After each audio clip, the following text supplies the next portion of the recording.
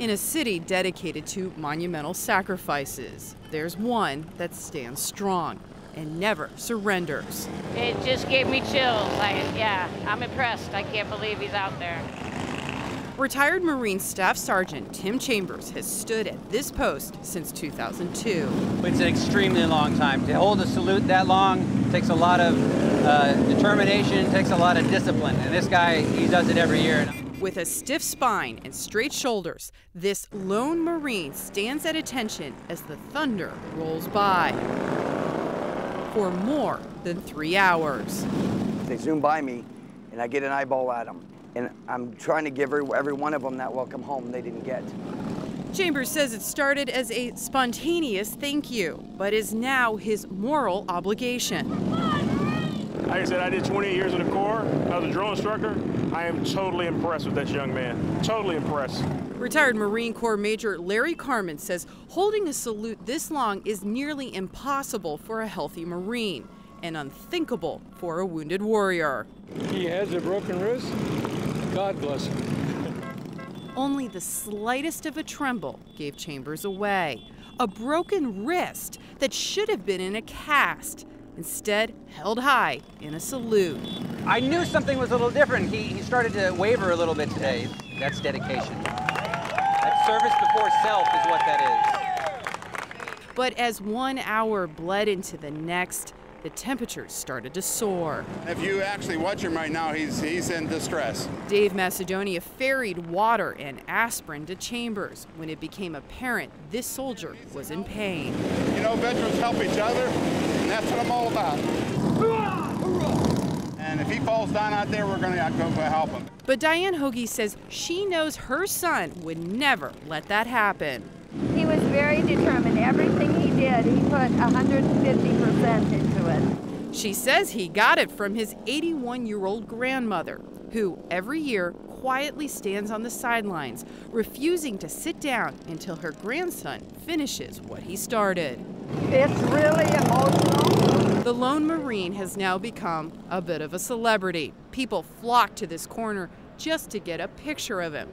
But rather than let it go to his head, Chambers says he hopes others will follow his example. I'm doing this because America needs to see it, and I want them to emulate that any which way they can across country. Because for Staff Sergeant Tim Chambers, when it comes to remembering the men who serve, you never give up, you never surrender. At the Lincoln Memorial, Tisha Thompson, Fox 5 News.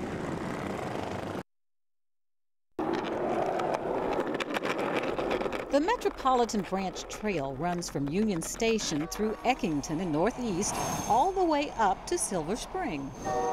It snakes alongside Metro and Amtrak in the shadow of the Capitol in an urban environment dotted with heavy machinery, sometimes bordered by a fence. I was kind of thinking if something did go down, like where would you go? There's really nowhere to run if somebody did attack you. Earl Smith and his wife Robin were surprised to learn of 5 recent incidents from early May to early June and 2 robberies in the past 2 weeks, including one assault where a taser was brandished. That's kind of odd. Makes me wonder, is it gang violence? In one of the more recent incidents along this isolated stretch of the trail, a man and a woman were riding their bikes. They were confronted by 2 young men who snatched them off their bikes. The man was assaulted. One of the bikes was stolen. That was 11 o'clock on a Saturday night. Last Friday, around 8:15 a.m., police say a man was robbed at gunpoint near R Street. The suspect approached asking for the time of day. The victim took out his iPhone to check to see. The robber stole his phone and wallet. You still have to be cautious when somebody asks you what time it is. You don't know. We still got to be safe out here, even during the day. The Guardian Angels have started safety patrols from 6 to 9 on Wednesday and Thursday evenings. Some civilians have joined in, and the Angels are asking for more help. So we're going to try to get another extra patrol out in the morning. Some average citizens have their own answers to what to do when accosted by strangers. If they reach for you, hit them full on with the entire bike and land on them. Hurt them with your weight and the bike. That is your weapon. If they're going to be stupid enough to stand in front of you and try to snatch you off the bike, let them pay the price. Police advise be aware of your surroundings. Call 911 if you see anything suspicious. Karen Gray, Houston, Fox 5 News. The foot is his, the kidney is somebody else's, but it's heart that keeps David Landsberg rolling along. He's a 52-year-old from Texas, passing through the nation's capital on what he calls a 50-50-50 bike ride. So 50 states, 50 days, 50 rides, 50 miles each. His cause is organ donation. You see, David was born with a genetic kidney disease. You're literally being poisoned from the inside out. In 1999, the call came. I was on dialysis one night, got a phone call, asked me if I wanted a kidney, and I thought about it for about that long, and I said, absolutely, I want a kidney. Turned out he received the kidney of a 6-year-old boy who died in a car accident. At that most horrible, horrible moment, something I can't even imagine, as his parents, they said, how can we make our son a hero?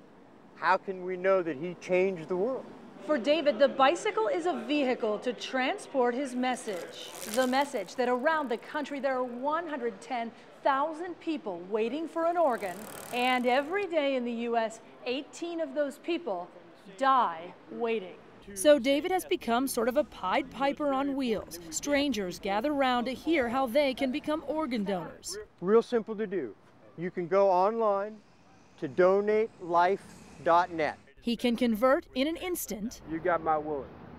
I'm going to do it. He elicits promises, and he's keeping one of his own about really living this newfound life. You can either feel sorry for yourself and the conditions that you have and what's going on, or you can be thankful for what you do have. It is contagious. He gets a free tune-up and a riding buddy from a DC shop called Bicycle Space.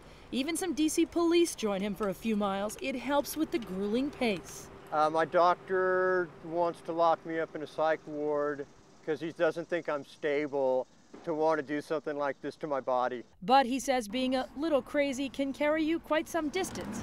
50 miles a day, to be exact. In Washington, Beth Parker, Fox 5 News. See the old tan one right there? Yeah, he's adorable. That's a nice dog. I love every one of them. Fergie! Are they usually hyper like this? What's great about rescue, and I think what's great about Lucky Dog, is we have dog for everyone. We have little dogs, big dogs, old dogs, special needs dogs, you name it, we have it. And there are some people out there that just have that in them, that they really want to give back that extra bit and take a dog that, you know, really needs saving.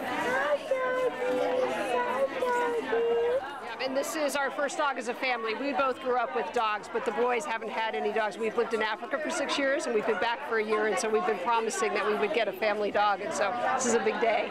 She's shaking. We actually have a litter of 11 puppies that arrived yesterday, but we also have some special needs dogs as well, and one of those is Chief. He's a little chow mix, about 1 to 2 years old, I think, and he's about 37 pounds, and he's a pretty mellow guy. Very sweet. He was found tied either to a tree or to a house, but it was an abandoned home in South Carolina. It was him and another dog. The other dog had such serious heartworm disease that he ended up having to get euthanized because he was dying.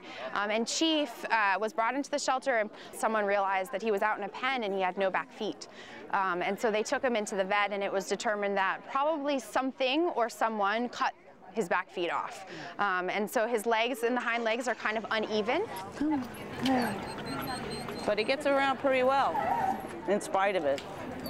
He needs a special owner, maybe, you know, has a little patience, a little time to work with him, take him on walks, because he's a little slow on his walks, but he does like to go out. Other than that, I think he just needs a caring, loving home. Show up that big smile. All dogs give you unconditional love, but there's something special about the way that a rescue dog looks at you. Like, they know what it's like on the other side of the street, and they never want to go back.